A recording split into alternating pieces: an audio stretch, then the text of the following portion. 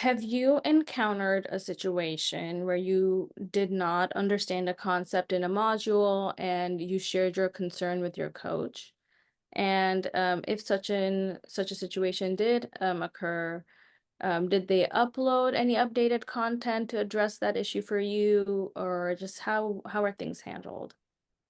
Yeah, definitely. I have reached out a few times and I get a response right away, like pretty quick, and usually an answer.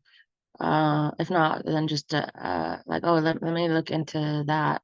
If it's an issue that might be something is a bug or something like that, then of course it's not gonna be a quick answer. But if it's something else, then I get a response right away, and it's very helpful. Awesome. Thank you so much. I'm glad it's working out for you.